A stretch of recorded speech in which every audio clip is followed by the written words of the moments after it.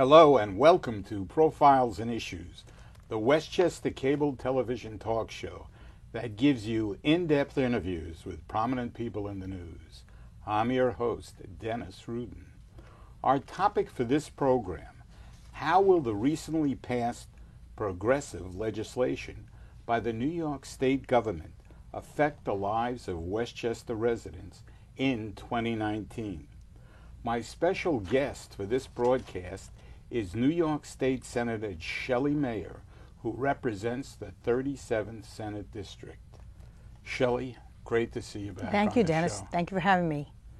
Shelley, the Progressive Democrats, under the leadership of the new and present Majority Leader, Andrea Stewart Cousins, won control of the state Senate and maintained their majority in the Assembly.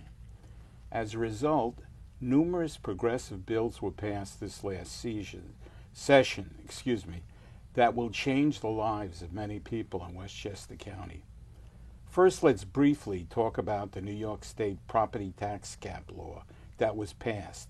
Is it permanent, or will it expire in the near future? Well, we made it permanent, and it will not expire. So it doesn't have to be renewed every few years, which means it gets caught up in negotiations for something else. So property taxes is a killer for people in Westchester. And I, for one, and all my colleagues understand that. So we made it permanent. We worked some particular nuanced changes that I hope help municipalities and school districts deal with it. But that being said, it's permanent. It is not really 2%. It's determined every year by the comptroller, but it's around 2%. And we have to put a limit on increases in property tax, and that's why I believe the state should pick up more of the cost of municipal government. But yes, we made it permanent, and it was the right thing to do right at the beginning. Okay, so so the limit is 2%. It's 2% or thereabouts. What happens if an executive, whether it be a mayor, a county executive, or an executive that runs a municipality or a county, whatever, what happens if they go over the 2% cap? You need a supermajority to approve it.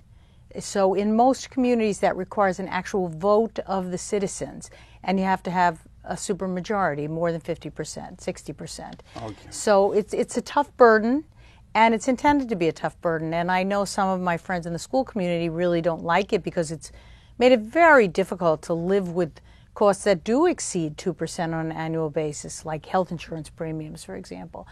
But we had to create pressure, downward pressure, on our municipalities and school districts. And that's why I continue to think the state should pick up a greater share of these costs. Okay, thank you for that. A bill that you introduced, I believe, in the state Senate that passed was called the Taxpayer Protection Act. Explain how this bill affects local businesses and schools, residents, and our Westchester County budget. Well, I'm glad you asked about it. This is the bill that County Executive George Latimer and the County Board of Legislators on a bipartisan basis asked us to do, to raise the sales tax in Westchester outside of the four big cities by 1%. So it doesn't affect White Plains, Yonkers, Mount Vernon, and New Rochelle. But it creates parity so that everyone is at the same rate. I would bet you don't know whether you go to Central Avenue and you pay slightly more than when you go to Eastchester or you go to the Galleria. People don't always know the exact amount percentage-wise of sales tax. But George Latimer and the county board inherited a terribly deficient county set of finances. And in order to, one, sort of restore it to a better place for bond rating, and in terms of putting some money for the capital funds and some money for the rainy day funds, they proposed this very modest increase of a 1%. So a cent on a dollar on $100. And in addition, two really important things. One, a percentage of the tax revenue is going to municipalities and to school districts. So this is really good because this is outside the property tax cap. Last night we were in Mamaroneck and in Larchmont telling them about the money they're going to get from this. And while it is a challenge to be the sponsor, as I would of a sales tax bill, this is a very smart idea of putting Westchester on better footing. And the county executive has proposed that for 2 years there would not be any increase in the county's property tax, which is a portion of your property tax. And you also wouldn't have to sell the parkland No, at the and county center. so he said we wouldn't do that, and I am going to carry the bill next year that would expressly prohibit that. But I wanted to make sure this bill got passed. And this took a lot of work by the county board, by myself. We had to pass the bill multiple times with multiple changes, and we got it done. It's really the right thing to do. It also shows when you work together, county, state, and local officials, you can achieve meaningful change for people, like some of the things the county is doing, restoring, opening the Springbrook Pool again, keeping Playland going strong. I was just there with my grandchildren. Fantastic. I so recommend people going there. Ensuring we have enough county police. These are essential services that, frankly, we need to have the money to do, and this was a modest way to get us there. Well, he claimed he was County Executive Latimer said he was going to be able to put $5 million into back, reserve fund, and that he would be able to keep now the budget within the 2%. Yes, he promised those things, exactly, Dennis. And you know what? For people who live in Westchester, they believed they were going to get some county services, whether it's a Beeline bus for those who take it, whether it's an operation of make sure our county jail operates efficiently, some of our county recycling and waste. These are essential services, and frankly, he was left with a mess. And this was a moderate choice, which they wisely said they would share some of the money. Now, are you also going to be able to use some of that money for school taxes? I think 10%. Well, 10% is going to school districts outside of the big four cities, again, where they already have a higher sales tax. They had a higher sales tax. Yonkers continues to have a higher sales tax. Some money will go to school districts. Hopefully that lessens the pressure on school districts and municipalities to raise property tax. Exactly. And then I think they said 20% for municipalities. 20% for municipalities, 10% for school districts. Now, let's clarify, for me anyway, the term municipalities. Would that mean like towns like White Plains? No, as I said, White Plains is excluded. Towns and villages outside of the four big cities. Okay. Absolutely, every Right. single one. I mean, right. Just wanted to check. So therefore, with all of this, controversy on the federal level, at least we see some fiscal stability here. Well, I think that's understated. I think there's two things. One, fiscal stability and a commitment to smart ways of putting money aside so our bond rating is better, so the cost of borrowing is less, so that we have enough to meet contractual obligations, which the county has, and that we don't have to sell or alienate parkland, as you point out, right. And then we benefit municipalities. But also, government can work. Government can work for the people if we put aside our differences, including partisanship and ego, and say, you know what, doesn't matter, our job is to serve the people. That is our job, and that is why we were elected. If we're not prepared to do that, somebody else should run and somebody else should be elected. So, working, last night I went with my colleagues on the state and county level to local municipalities to explain how this works. And this is a good example, in contrast to Washington, when we put our minds to it, we put aside our differences, and we do what we were elected to do. And just quickly, because I do, interview people on the county level, the fact that they stabilized the budget and with the employees, yes, gave them the back pay with the unions, that sends a tremendous message to the people that work for the county, meaning we appreciate what you do and your job is going to be stable, instead of, am I not going to be here and should I start looking for another job? Exactly, and just, exactly. And you know what? Not be productive because I don't know if I'm going to be here. Exactly. And those are our constituents. They are our neighbors. I remember I went to the opening day of Playland, and the staff at Playland had so much of a positive feel because they knew there was an investment in the future of. Right. We believe in these things that are county operated, and so yes, it does give a sense of both fiscal and job security to our county employees. Okay. You chair the Education Committee. Mm-hmm. On May 29th of this year, you held hearings on finding new alternatives to financing public education. Did any significant ideas come to light to better deal with this challenge? Well, I would say two things. At the first level, most states do, like New York, have a combination of state money and property tax as the basis for their funding for public school education. However, the balance in other states is different, and they also have a more sensitive property tax system which reflects what we call a circuit breaker. So if you are a senior citizen living in a house in White Plains that you bought 50 years ago and now it's appreciated, you don't have a mortgage but you're getting killed with property tax, right, we would have lesser property tax in addition to STAR, which we currently have, but we'd have a graduated reflective property tax that reflects income. Other states do that, and I think that's wise. Other states also use other sources of revenue, which I continue to support. I'm in favor of more full gaming licenses downstate, like Yonkers and Queens. Also mobile sports betting. We're losing to New Jersey. Yeah. If we could have this revenue here and apply it to public schools, it would not be property tax. And we could ensure a greater equality between districts. You know, you have in Westchester these fantastic schools like Mamaroneck and Scarsdale and White Plains, and even with challenges, New Rochelle. And then you have great schools like Yonkers, which struggle, Ossining, Portchester, which I represent. We need a better system, and the next set of hearings we're going to have is to come up with better ways of distributing school funding that reflect true need, not politics, but need, and that's what we're going to start on this fall. Yeah, it's very important because it's not just the students, it's not just the the materials, but if you want to attract better teachers there, you have to have something to offer them. And the buildings because and the infrastructure. They have to survive too economically. Absolutely. The public sometimes feels, teachers and firemen and everything, they just work for nothing.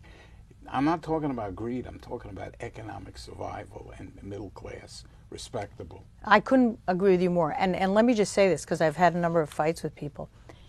Westchester was built by people moving from the Bronx and Queens and Manhattan to establish a middle-class life here, move into a co-op, sell the co-op, have a little equity, be able to buy a house. They were, and they are, New York City firemen, Westchester police officers, tradesmen, plumbers, teamsters, carpenters, and teachers. And this is good for our economy. I'm not running away from the fact, yes, we have expensive pensions and health insurance costs. We have to be mindful and find ways so those aren't out of control. Absolutely. But at the same time, let's not walk away from our commitment to our neighbors that this is truly a middle-class community. Okay. Will New York State assessment scores be included in rating teachers? Well, it won't be used for rating the teachers. It will be on the students' so it won't be, record, right. But we bifurcated, we separated the evaluation of the teacher from the change in the test score, which was a very flawed idea. It did not work well. It may have had some merit on some piece of paper somewhere, but in real life, and because you're in a school, if you have a special needs class, saying that you should have a measurable change in outcome is something some students can't achieve and are never going to achieve. Well, or if you, even with two teachers, if you're working in an inclusion class, yes, and you have 35 students, it just doesn't really work to the fullest ability. It didn't work. Because it's just too many bodies in one classroom. Well, that is a big problem. And even though, we would both, I would teach one day, he would work the aisles, he would teach, I would work the aisles. It's just not enough. Smaller groups are the best. Oh, totally small class, but also, we had an old-fashioned method, pretty good of evaluating teachers, which is the principal came in your room and watched. Plus, you did a rating on how your students did on tests. You know, there's a variety of factors, but to make 50%, which was the old law, dependent on your change in test scores, was really a broken system. And one of the fun things about being chair of education is I meet these fantastic teachers who do change lives, and we want to encourage that. We were taking some of the joy out of teaching. I think that's a mistake. So I'm happy. That was the first bill I sponsored this year. I thank you very much for your work on that. And yeah, it is the greatest feeling when you can affect their lives. Yeah, absolutely. Okay, will all annual professional performance review decisions be subject to local bargaining? Because they have changed some of these things. Yes, well, what we did is said going forward, it would be a subject of collective bargaining between the local and the district. And that's the way it had been before, and they had managed to find common ground. I think they can find common ground again.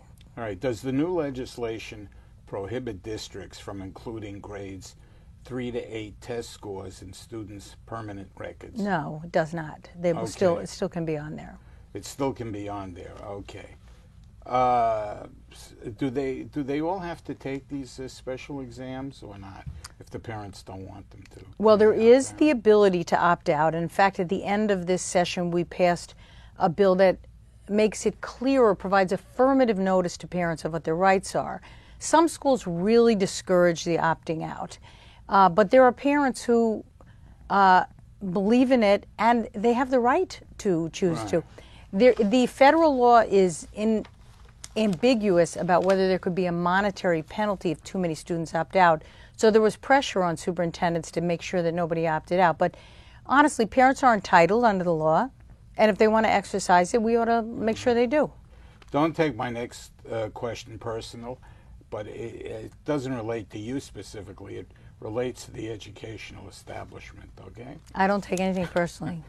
Do teachers testify before committees as well as administrators with regard to learning and working conditions in the schools? And the reason why I ask this is, why is it today, in the 21st century, in the year 2019, that most administrators, clerical workers, and secretaries have air conditioning in their offices regardless of the zip code or economics of the school districts, when students and teachers often do not and have to work in poorly ventilated classrooms, sometimes between 80 to 90 degrees in September or early October or May and June, and summer school while preparing for exams.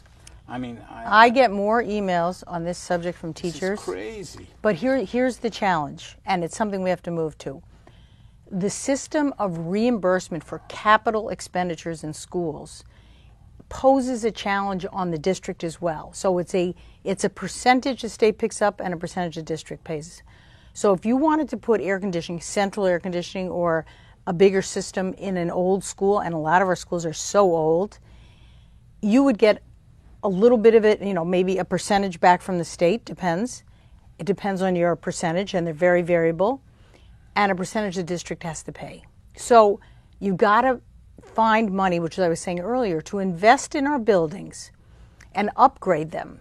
We should have air conditioning. Look, I worked in a very large school that had at least 10 to 12 vice principals, of course a principal, numerous clerical staff, and of course computer rooms. And they all had air conditioning? All had air conditioning. Only the classrooms.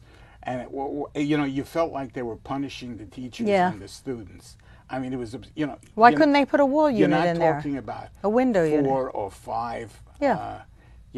And the one year that, I guess was my last year, the one year that they gave me an air conditioner, it didn't work till June, so when they were giving final exams. But, because I don't think they have common sense. I think there is a dinosaur mentality that unless they're pushed, and that's why I'm talking to you, we've been doing it for centuries. We've been getting away with it. If it doesn't affect us personally. But also, I want to go back to that question. Do teachers testify before Yes. committees or just administrators? No, no, no. Are you getting a dual point of view? Well, so as I'm saying to you, one, I got more emails on the lack of air conditioning in schools from teachers than probably any other subject this year. Secondly, forget about testimony and hearings. Teachers came to my office repeatedly on this issue. I hear from teachers, I speak to teachers, I meet with teachers. I mean, this is 2019. Most offices, except maybe, and even many mom and pop businesses, they stick at least an air conditioning in the window. Well, a window air conditioner, but as I'm saying to you, a bigger system is a fiscal challenge for some districts. I know for Yonkers, for example. So how come they can put 12 or 14 air conditioners in a building?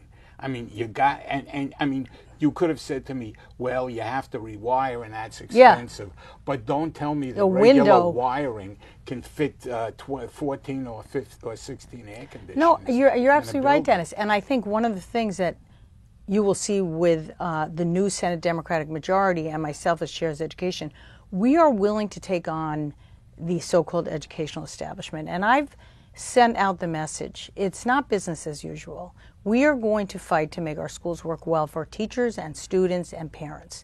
That's our primary obligation. I'm happy with the administrators, school boards, all the other pieces of the school infrastructure, but at the end of the day, our job is about students and teachers. Yeah, okay, great. Now, we only have time, unfortunately, for one or two more questions, so I just got to have you back, but I want to cover this. And thank you for answering that in depth, and please do look into that. I will. With the election of a progressive state senate last year, many people who I spoke with thought the legislature would pass a law legalizing the sale of marijuana in New York, but it did not happen. Was this due to resistance by suburban parents, local police departments, and clergy, or other factors? Well, I think it was a complicated thing. You were talking about recreational marijuana for over 21-year-olds. Yeah. And it was, the governor put it in his budget proposal, and we were working towards a resolution that would have legalized it with some other caveats. I, for one, had reservations about it. There's things I want to have if we're going to have it, which I think in time we will. I want more money for schools to do training and education on young people's use of marijuana. I'm very concerned about Juul and vaping in schools and the potential use of marijuana in those little pens, so to speak. I'm concerned about law enforcement's ability to identify and stop people who are high while driving. I'm concerned about edibles, which is a little sort of candy-like thing. So there's concerns. I think it's likely to happen in the future. I've had grave reservations. In the school community, the PTA was opposed to it, the state PTA. There was pushback in towns in Westchester. Granted, some of them may be considered more conservative, but still, and a lot of even local Boy Scout groups and yeah, sure. Younger. But I want to say one thing. Because we didn't do it, in part, we knew we had to do something with the disparate impact of past marijuana policies, and we did. We did decriminalize up to 2 ounces of marijuana, which is over 100 joints of marijuana, and we provided for expungement of misdemeanor convictions for possession of marijuana. Yeah. So that has been a terrible thing that has happened to a lot of young people where they can't get a grant, they can't get a job, they can't get a loan, they have trouble getting housing because they have a conviction. We need to fix that, and we did fix that, and I'm happy about that. But I believe this is coming. Okay, I'm asking the question because it's a social issue. I haven't made up my mind, and I usually don't give my views anyway on camera. But I also have to tell you that when I speak to moderates and liberals, they don't present that stronger arguments. The main argument is we can use the money for social programs. Yeah, that's not my argument. I think that they have to do better than that. I agree with you. You know? I don't think it's about money, and that's why I've been someone who has reservations about it and have not been a yes vote up till now.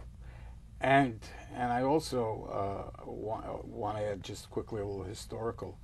Yes, I grew up in the 60s and 70s, and I saw a lot of kids in college get involved with the drug culture. And although marijuana is not that dangerous, I think the concern is what will it lead to. As I said, I grew up in that time, and I knew 3 people who died of drug overdoses. Yes. So even though you know, on social issues I looked at things maybe in another light. I think we have to be very cautious. And I think there's a community of people here in Westchester who have lost their children, who have come to see me, who are very, very concerned about it. So I'd like to be cautious. I'd like to go slowly. I'm glad we pushed it off for a year, but I'm realistic to think there's a lot of votes for it. Yeah. The New York State Housing Stabilization and Tenant Protection Act of 2019, how did it enhance tenants' rights? Well, just so people understand, they think it's a New York City issue. Between Senator Stewart-Cousins and myself, we had 27,000 rent-stabilized units in our districts. So this is a Westchester issue, and while there's not enough affordable housing in Westchester, and it's a crisis, it's absolutely a crisis, we were going to do everything we could to preserve existing rent-stabilized housing. So we got rid of what they call vacancy decontrol. When you move out, it came out of the stabilization program. We ended that. We limited the return on major capital improvements. We built in additional protections for tenants, generally speaking. And I think we brought the equilibrium back towards considering tenants as essential parts of our community that we need to protect while allowing a return for property owners.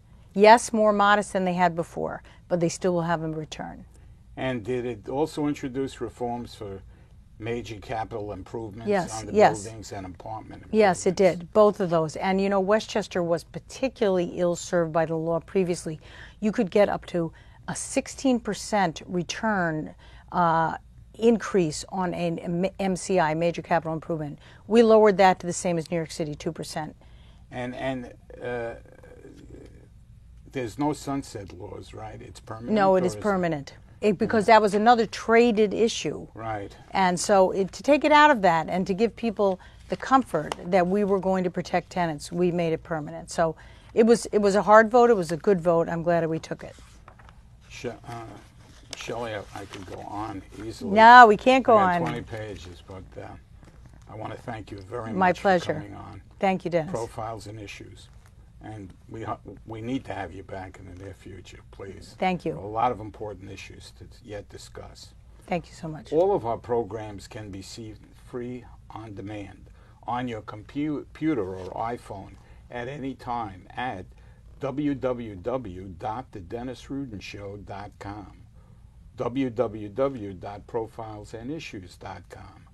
Please send your comments about the program to facebook.com/The Dennis Rudin Show or email us at profile.issue@yahoo.com. All of our programs are broadcast on Optimum Cablevision and Verizon Fios. Check our website, Facebook page, or your local cable listing for time, day, and channel in your area. This is Dennis Rudin saying so long for Profiles and Issues.